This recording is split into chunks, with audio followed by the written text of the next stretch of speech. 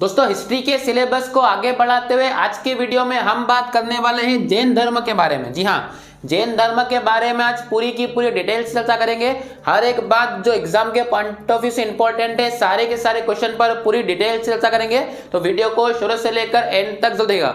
चलिए वीडियो की शुरुआत करते हैं बिना टाइम गवाए हम जैन धर्म के बारे में। तो सबसे पहले जैन धर्म के गुरुओं को तीर्थंकर नाम से यहाँ पर जाना जाता है। जिस प्रकार सिख धर्म में 10 गुरु होते हैं, हिंदू धर्म में अवतार कहे जाते हैं, मुस्लिम धर्म में पैगंबर होते हैं, उसी प्रकार जैन धर्म के गुरुओं को तीर्थंकर नाम से जाना जाता है। वहीं जैन धर्म के जो संस्थापक है और जो पहले तीर्थंकर है वो पहले तीर्थंकर कहलाए ऋषभदेव। तो क्वेश्चन यहां से इंपॉर्टेंट बनेगा आपके लिए कि जैन धर्म के प्रथम तीर्थंकर किसे कहा जाता है। तो जैन धर्म के प्रथम तीर्थंकर ऋषभदेव, और इन्हीं ऋषभदेव को जैन धर्म का संस्थापक भी यहां पर कहा जाता है। जैन धर्म का जो संस्थापक है ऋषभदेव, उनका जो साइन है वो कहलाएगा आपका वृषभ, उनका जो प्रमुख चिन्ह है वो वृषभ है। उसके बाद जैन धर्म के जो 23वें तीर्थंकर हो गए, जैन धर्म के 23वें तीर्थंकर पार्श्वनाथ जी को यहां पर कहा गया। पार्श्वनाथ जी जैन धर्म के 23वें तीर्थंकर हुए हैं। और पारसनाथ जी को जो ज्ञान की प्राप्ति हुई थी वो झारखंड के संवेद शिखर पर यहां पर हुई थी। जी हाँ, इस बात को ध्यान दीजिएगा, झारखंड के संवेद शिखर पर, झारखंड के संवेद शिखर में ज्ञान की प्राप्ति हुई थी। इसी कारण से जैन को ज्ञान की प्राप्ति हुई। अब उस संवेद शिखर का नाम बदलकर कर दिया गया है पारसनाथ की चोटी। और आपको हाल ही में पता होगा जैन धर्म के द्वारा पूरे के पूरे देश में विरोध प्रदर्शन यहां पर किया गया था, क्योंकि झारखंड की जो सरकार है और झारखंड की सरकार ने इस पारसनाथ की चोटी के ऊपर पर्यटन स्थल बनाने की बात कह दी थी, जिस बात पर पूरे जैन धर्म के कम्युनिटी ने मिलकर विरोध प्रदर्शन किया। इसके बाद झारखंड की सरकार को अपना फैसला वापस लेना पड़ गया। तो जो पारसनाथ की चोटी है वहां पर जैन धर्म के 23वें तीर्थंकर पारसनाथ जी को ज्ञान की प्राप्ति हुई थी, जिसका पूरा नाम संवेद शिखर यहां पर हुआ करता था। अब पारसनाथ जी के द्वारा 4 बातें कही गई थी। इन 4 बातों को चतुरायन धर्म के नाम से यहां पर जाना जाता है। आप चारों बातों पर ध्यान से सुनिएगा, इन्होंने 4 बातें कौन कौन सी कही थी। तो सबसे पहले पारसनाथ जी के दांत कहा गया था कि कभी भी धन का संग्रह नहीं करना चाहिए, धन का संग्रह नहीं करना है, चोरी कभी भी नहीं करना है, उसके बाद में झूठ नहीं बोलना है और हिंसा नहीं करनी है। तो ये 4 बातों के बारे में जानकारी दी गई पारसनाथ जी के द्वारा, इसलिए इन चारों धर्म को चतुरायन धर्म यहां पर कहा जाता है। आपसे क्वेश्चन पूछेंगे जैन धर्म के कौन से गुरु ने चतुरायन धर्म दिया था। तो जैन धर्म के 23वें तीर्थंकर पारसनाथ जी ने चतुरायन धर्म की यहां पर शुरुआत कर दी। अब जैन धर्म के जो अंतिम तीर्थंकर हुए 24वें, उनका नाम है महावीर स्वामी। तो जैन धर्म के अंतिम तीर्थंकर 24वें तीर्थंकर महावीर स्वामी हुए, और महावीर स्वामी जी को ही जैन धर्म का वास्तविक संस्थापक भी यहां पर कहा जाता है। अब जैन धर्म के 24वें तीर्थंकर महावीर स्वामी ने इन 4 धर्मों में एक और बात जोड़ दी गई, जिसको कहा गया ब्रह्मचर्य का पालन। अब ये पहले 4 चीजें थी, अब कितनी हो गई है, 5 चीज हो गई। तो ब्रह्मचर्य का पालन कर दिया गया तो 5 हो गई। इसलिए फिर क्वेश्चन बन जाएगा पंचायन धर्म किसके द्वारा दिया गया। तो पंचायन धर्म दिया गया महावीर स्वामी जी के द्वारा, चतुरायन धर्म दिया गया पारसनाथ जी, और पंचायन धर्म में एक बात और जोड़ दी गई। जो एक बात थी वो था ब्रह्मचर्य का पालन। तो फिर क्वेश्चन बन जाएगा पंचायन धर्म किसके द्वारा दिया गया, महावीर स्वामी जी के द्वारा दिया गया। अब हमको पूरी डिटेल से चर्चा करनी है जैन धर्म के 24वें तीर्थंकर महावीर स्वामी जी के बारे में। हर एक बातें आपसे डिटेल पूछेंगे। चलिए एक एक करके चर्चा करते हैं। सबसे पहले जैन धर्म के 24वें तीर्थंकर महावीर स्वामी जी के जन्म की बात करेंगे तो इनका जन्म कहलाएगा 540 ईसा पूर्व। जी हाँ, जन्म की बात करें तो 540 ईसा पूर्व। कहां पे हुआ था। तो बिहार के वैशाली के कुंडल ग्राम जगह पर, बिहार में जगह पड़ती है वैशाली, वहां पर इनका क्या माना गया था, जन्म यहां पर माना गया था। पिता के नाम की बात करेंगे तो पिता का नाम हुआ करता था सिद्धार्थ, जो कि पिता हुआ करते थे ज्ञात्री कुल के। महावीर स्वामी जी के पिता सिद्धार्थ, और सिद्धार्थ ज्ञात्री कुल के यहाँ पर हुआ करते थे। माता का नाम था त्रिशला, जो कि लिच्छवी गणराज्य के राजा चेटक की यहाँ पर बहन हुआ करती थी। तो माता मिलेगी त्रिशला। जन्म 540 ईसा पूर्व में वैशाली में हुआ था। पिता के नाम की बात करेंगे सिद्धार्थ, पिता ज्ञात्री कुल के हुआ करते थे। माता के नाम की बात करेंगे तो माता त्रिशला। पत्नी की बात करेंगे तो पत्नी कहलाएगी यशोदा, और पुत्री की बात करेंगे तो प्रियदर्शनी को कहीं कहीं पर अनुज्ञा भी कहा गया है। तो अनुज्ञा प्रियदर्शनी। तो ये कॉमन क्वेश्चन बहुत इंपॉर्टेंट है एग्जाम के पॉइंट ऑफ व्यू से।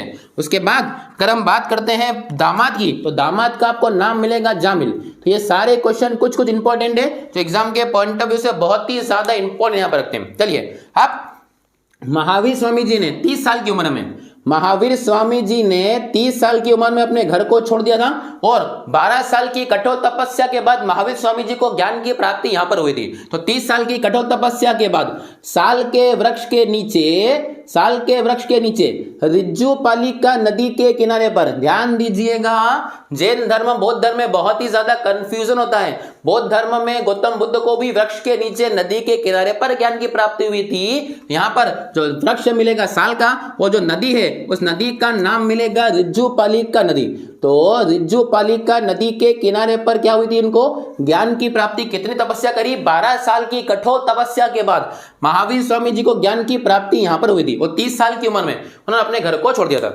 ज्ञान प्राप्त करने को केवल यहां पर कहा जाता है। जी हाँ, जैसे ही ज्ञान की प्राप्ति हुई तो ज्ञान प्राप्त करने को केवल ही कहा गया। और जो महावीर स्वामी जी थे वो महावीर स्वामी जी ज्ञान प्राप्ति के बाद में जिन कहलाए। जिन जिसका मतलब होता है जिसको जीता गया हो, जिन मतलब जीता हुआ, वो दूसरे कहलाएंगे निग्रोध। जी हाँ, तो जिन के बाद में दूसरे कहलाए निग्रोध। निग्रोध वो जिसको किसी भी प्रकार का मोह ना हो, निग्रोध उसे कहा गया। तो जिन और निग्रोध कहलाए। तो क्वेश्चन यहाँ पर पूछ सकते हैं महावीर स्वामी जी ज्ञान प्राप्ति के बाद में कहलाए। तो ज्ञान प्राप्ति की घटना को केवल ये कहा गया और ज्ञान प्राप्ति के बाद में जिन या निग्रोध यहां पर वो कहलाए। अब महावीर स्वामी जी के द्वारा जो पहला उपदेश दिया गया था, महावीर स्वामी जी के द्वारा जो पहला उपदेश दिया गया था वो दिया गया था राजगीर में। और अगर इनके अंतिम उपदेश की बात करें, अंतिम उपदेश यहां पर दिया गया था पावपुरी में। क्वेश्चन ये भी बहुत पूछते हैं कि महावीर स्वामी जी के द्वारा जो उपदेश दिए गए थे कौन सी भाषा में थे, तो वो भाषा मिलेगी आपको प्राकृत। जी हाँ, प्राकृत भाषा यहां पर देखने को मिलेगी। और जो महावीर स्वामी जी थे उनका जो सबसे पहला उपदेश था वो पहला उपदेश आपको कहां मिलेगा? बिहार के राजगीर में यहां पर देखने को मिलेगा। महावीर स्वामी जी ने हिंसा को बहुत बल दिया, पूरे तरीके से हिंसा पर बैन लगा दिया गया। इसी कारण से इन्होंने कुछ चीजें यहां पर बंद कर दी। जैसे महावीर स्वामी जी ने कृषि करने को मना कर दिया गया। सभी जैन धर्म के लोगों से खेती करना, क्योंकि अगर जैन धर्म के लोग खेती करेंगे तो खेती के ऊपर पेस्टिसाइड छिड़क दे और पेस्टिसाइड से काफी सारे छोटे मोटे जानवरों की मौत हो जाती है। इसलिए महावीर स्वामी जी ने जैन धर्म के लोगों को खेती करने से इनकार कर दिया। दूसरा, युद्ध करने से पूरे तरीके से मना कर दिया। इसका मतलब महावीर स्वामी जी ने हिंसा पर बहुत ज्यादा यहां पर बल दिया था। युद्ध तथा खेती करने पर हर जैन धर्म के व्यक्ति को पूरे तरीके से। इसलिए आप आज भी देखेंगे जैन धर्म का कोई बंदा किसी भी जगह की खेती यहां पर नहीं करेगा।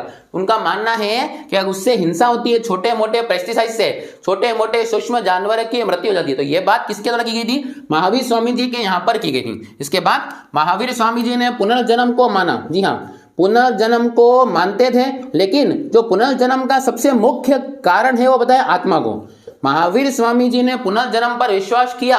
बौद्ध धर्म में पुनर्जन्म को नहीं माना गया, लेकिन जैन धर्म में पुनर्जन्म को माना गया। और पुनर्जन्म का जो सबसे मेन कारण है आत्मा, तो महावीर स्वामी जी ने कहा कि आपकी आत्मा पर अगर आप कंट्रोल कर लेंगे, आत्मा को इसी जीवन में इतना दुख दर्द दे दो कि अगली बार वो जीवन में प्रवेश ही ना करे, आपके शरीर में प्रवेश कर ही ना। इसलिए उन्होंने पुनर्जन्म को तो माना, लेकिन पुनर्जन्म का जो सबसे मेन कारण है वो किसको बताया गया? आत्मा को सबसे मेन कारण यहाँ पर बताया गया। इसलिए जैन धर्म में जो शरीर को त्यागने की प्रक्रिया उसे कहा सलेखना। मतलब अंतिम समय पर जो जैन धर्म के बड़े बड़े साधु मुनि होते हैं वो खाना पीना बंद कर देते हैं, 20-25 दिन कुछ भी नहीं खाते, ताकि आत्मा को तड़पा के छोड़ते शरीर को, ताकि आत्मा अगली बार शरीर में प्रवेश न करे, जिसके बाद उनको काय की प्राप्ति हो जाए? मोक्ष की प्राप्ति यहां पर हो जाए। तो महावीर स्वामी जी कहना था कि पुनर्जन्म तो होता है और पुनर्जन्म का सबसे मेन कारण क्या है? आत्मा।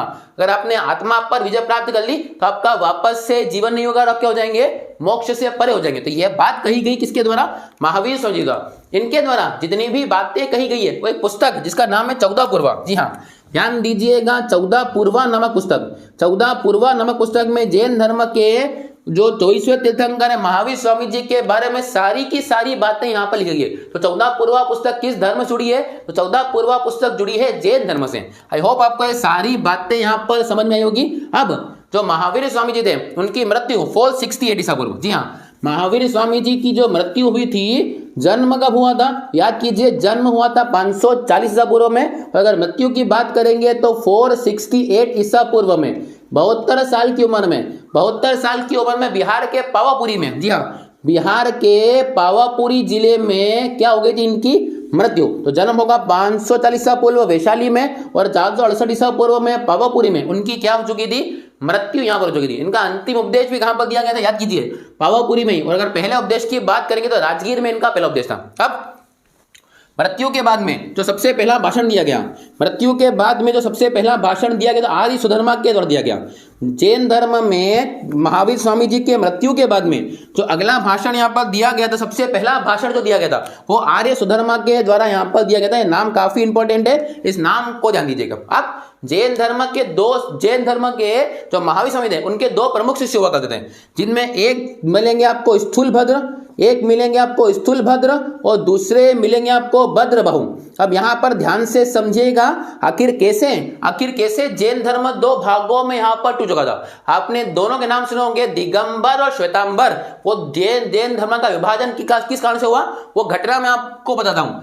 जब दोनों शिष्य मगध में रहते थे तो मगध में एक बार अकाल पड़ गया। मगध में 12 सालों का भयंकर अकाल पड़ा। अब अकाल पड़ गया तो वहां पर खाने की समस्या, पानी की समस्या होने लगी, जिस कारण से भद्रबाहु और उनके शिष्य मगध छोड़कर चले गए कर्नाटक। और कर्नाटक में एक जगह पड़ती है श्रवणबेलगोला। अब ध्यान दीजिएगा, मगध का एक राजा उस समय बड़ा फेमस हुआ करता था जिसका नाम था चंद्रगुप्त मौर्य। और चंद्रगुप्त मौर्य भी किस धर्म का अनुयायी हुआ करता था, वो भी जैन धर्म का अनुयायी हुआ करता था। तो वो भी इस यात्रा में मगध से भद्रबाहु के साथ में कहां पर चले गया, कर्नाटक की यात्रा। और कर्नाटक में पड़ती है श्रवणबेलगोला। तो श्रवणबेलगोला में वो सब के सब चले गए। और वहीं कर्नाटक के श्रवणबेलगोला में ही चंद्रगुप्त मौर्य ने अपनी विधि का नाम है संलेखना विधि। मैंने आपको अभी बताया कि महावीर स्वामी जी के द्वारा कहा गया था पुनर्जन्म का मुख्य कारण क्या है, आत्मा को इतना कष्ट दो, तो उस विधि को कहा गया संलेखना। तो हम जब पढ़ेंगे चंद्रगुप्त मौर्य के बारे में तो वहां पढ़ेंगे उन्होंने जो अपनी अंतिम प्राण त्यागे थे वो संलेखना विधि से त्यागे थे। तो जब भद्रबाहु उनके शिष्य कर्नाटक चले गए तो उनके साथ में चंद्रगुप्त मौर्य भी गए थे। 12 सालों के बाद जब स्थिति ठीक हुई तो वो सभी लोग वापस आए। जब वो लोग वापस आए तो स्थूलभद्र और इनके जो अनुयायी थे वो सफेद कपड़े पहने खड़े हुए थे। जी हाँ, स्थूलभद्र और जो उनके अनुयायी थे वो कौन से कपड़ों में धारण किए थे, श्वेत कपड़ों में धारण किए थे। और ये जो भद्रबाहु इनके लोग थे ये तो नग्न अवस्था में रहते थे। जब ये वापस लौटे और उनको सफेद कपड़ों में देखा तो दोनों के बीच में झगड़ा हो गया। झगड़ा होने के बाद जैन धर्म यहाँ पर दो भागों में बढ़ चुका था, जिसके कारण स्थूलभद्र वाले जो लोग थे वो सफेद कपड़े पहनते थे। तो सफेद कपड़े पहनने वाले लोग कहलाए श्वेतांबर। और वहीं जो भद्रबाहु के जो लोग हुआ करते थे वो नग्न अवस्था में रहे, वो नग्न अवस्था में रहने वाले लोग कहलाए आपके दिगंबर।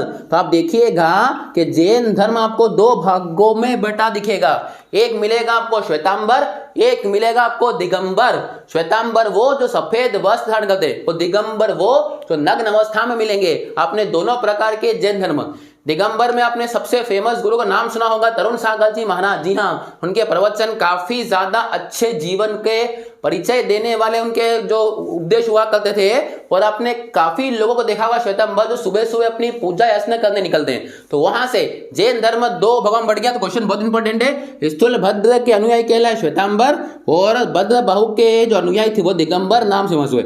और दिगंबर कौन सी अवस्था में रहते थे, नग्न अवस्था में। और जो श्वेतांबर थे वो अपने ऊपर सफेद वस्त्रों को धारण करते थे। तो इस प्रकार जैन धर्म दो भागों में यहाँ पर टूटा।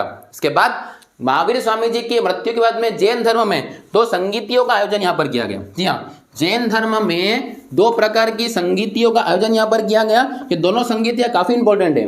बौद्ध धर्म में 4 संगीति हुई थी और वहीं जैन धर्म में 2 संगीति हुई थी। और दोनों संगीति काफी ज्यादा इंपॉर्टेंट यहाँ पड़ती है। ध्यान दीजिएगा, सबसे पहली संगीति हुई थी वो हुई थी पाटलिपुत्र में।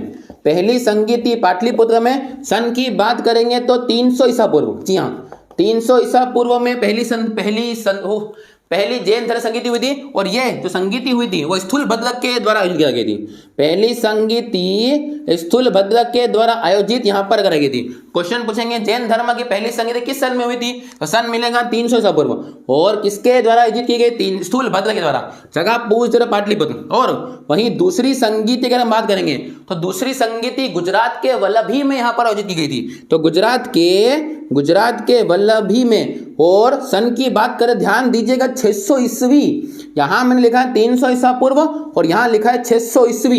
इसका मतलब 900 सालों की गैप यहाँ पर हुई थी। और यही इनका एक कारण भी है कि उसी समय दो धर्म बहुत ज्यादा हुआ करते थे, बौद्ध धर्म, जैन धर्म। और जैन धर्म का पीछे रहने का कारण यह भी है, पीछे रहना इसका मतलब यह है कि जैन धर्म केवल भारत तक सीमित रह गया, वहीं बौद्ध धर्म इंटरनेशनल बन गया। आप देखेंगे एशिया में काफी सारे लोग जो है वो बौद्ध धर्म को मानते हैं। इसलिए जैन धर्म के सीमित रहने का कारण यह भी है कि जैन धर्म में जो संगीति हुई थी वो काफी लंबे समय बाद 900 सालों के बाद, तब तक लोग जैन धर्म को भूल चुके थे। यह हुई गुजरात के वल्लभी में 600 ईस्वी में। और ये जो आयोजित करा गई थी वह क्षमा श्रवण के द्वारा, ये जो आयोजित करा गई थी वह क्षमा श्रवण के द्वारा यहाँ पर आयोजित की गई थी। तो ये कहलाएगी जैन धर्म की दूसरी संगीति। तो पहली संगीति पाटलिपुत्र 300 ईसा पूर्व स्थूलभद्र में, और वहीं दूसरी संगीति वल्लभी 600 ईस्वी में गुजरात में पड़ता है। और किसके द्वारा की गई थी? क्षमा श्रवण के द्वारा यहाँ पर आयोजित कराई गई थी। तो ये कहलाया जैन धर्म। हमने जैन धर्म के बारे में सारी की सारी, अच्छा इसमें एक बात और छूट गई है, माफ कीजिएगा, इसमें एक पुस्तक यहाँ पर लिखी गई थी। इन दोनों संगीतियों में एक पुस्तक यहाँ पर लिखी गई थी, उन पुस्तक ध्यान सुनेगा। 12 अंग नामक पुस्तक यहाँ पर लिखी गई इस भद्रबाहु के द्वारा। स्थूलभद्र ने संगीत का आयोजन किया गया था और भद्रबाहु ने पुस्तक लिखी 12 अंग। और जो सेकेंड संगीति हुई थी यहाँ पर 12 उपांग, 12 अंग और 12 उपांग जो पुस्तक थी, तो 12 अंग लिखी गई पहली संगीति में और 12 उपांग जो पुस्तक थी वो दूसरी संगीति में यहाँ पर लिखी गई। और याद कीजिए मैंने आपको एक और बुक बताई 14 पूर्वा। तो 14 पूर्वा जो पुस्तक है उसमें गौतम बुद्ध के, सॉरी माफ कीजिएगा, महावीर स्वामी जी के हर एक उपदेश का वर्णन किया गया है। वो 14 पूर्वा पुस्तक जैन धर्म की सबसे पुरानी पुस्तक यहाँ पर मानी जाती है। हमने जैन धर्म के बारे में सारी की सारी डिटेल्स से चर्चा करी है। अगर आप वीडियो अभी तक देख रहे हैं तो प्लीज वीडियो को लाइक कीजिए, चैनल को सब्सक्राइब कीजिए। मिलते हैं अगली वीडियो में, तब तक के लिए जय हिंद।